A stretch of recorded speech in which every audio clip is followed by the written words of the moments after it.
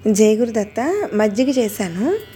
వెన్న తీసేసిన మజ్జిగ ఇలా ఉంటే ఇవి ఓ సోల గ్లాస్ దాకా దంపుడు బియ్యం శుభ్రంగా కడిగేశాను. వీటిలో ఈ మజ్జిగ పోసేసి నానబెడుతున్నాను అట్లు పోద్దామని.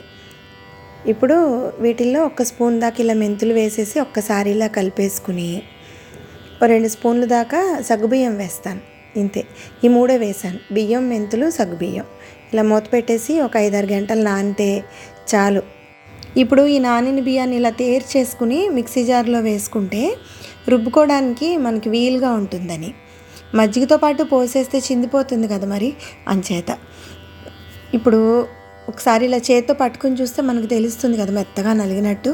ఇదిగో ఇంతే, తీసేసుకోవచ్చు. ఈ నానబెట్టుకున్న మిగిలిన కాస్త మజ్జిగ కూడా పోసి ఒకసారి ఇలా కలిపేసుకుని పిండంతా రుబ్బేటప్పుడు మళ్ళీ ఇంకా నీళ్లు పోయక్కర్లేదు.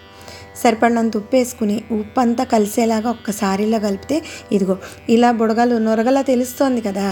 ఇలా అయితే వెంటనే కూడా మనం అట్లు పోసేసుకోవచ్చు. అట్ల పైన బాగా కాలిన తర్వాత ఒక నీళ్ళ చుక్క ఇలా చిలకరించుకుని ఒక గరిటెడు పిండి తీసి ఇలా పోసేసుకుంటే మెదుపుకునేటప్పుడు మనకి ఎంత పలచని కావాలో చూసుకోవాలి. దలసరిగా ఉంటే ఏమిటంటే 2 తిన్న ఆపోయినట్టు ఉంటుంది. పలచగా కూడా వేసుకోవచ్చు, అది ఇష్టాన్ని బట్టి. నేను కొంచెం ఇవి దలసరిగానే వేస్తాను.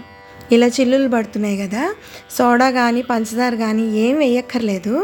ఏం చేతంటే పెరుగుని ఆ పైనుండే మేగడంతా నేను 2 రోజులది ఒక బాక్స్లో పెట్టి చేస్తాను.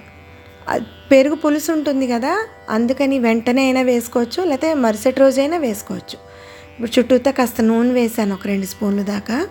పైన అంతా ఆరిపోయిన తర్వాత, అంటే తడంతా పోయిన తర్వాత ఇలా తిరిగేసేసుకోవడమే. ఇదిగో మంచి రంగు వచ్చింది కదా, ఇంతే. వీటికి ఒక కొబ్బరి చెక్క ఉంటేను కాస్త గులశనగపప్పు 2 పచ్చిమిరపకాయలు వేసి ఇలా పచ్చడి చేశాను. ఈ పుల్లగా ఉండే అట్లకి కమ్మగా ఉండే పచ్చడి ఏదైనా బాగుంటుంది. అల్లం పచ్చడి కూడా చేసుకోవచ్చు. ఓసారి అది ఓసారి ఇది కింద చేస్తాను నేను.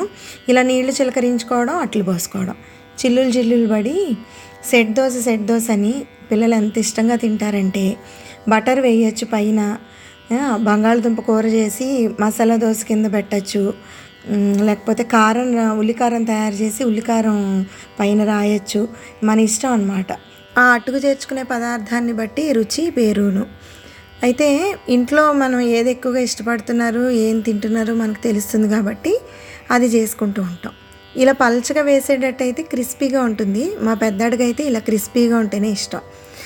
బెంగళూరులో అయితే గంటలు నిలబడతారమ్మా ఈ అట్ల కోసం లైన్లలో పడి అంటే ఆశ్చర్యం అనిపిస్తుంది నాకు. అయ్యో సులువే కదా, పోనీ ఇంటి పట్టున చేసుకుంటే బాగుండేమో అనిపిస్తుంది. ఇది మేము చేసుకునే విధానం.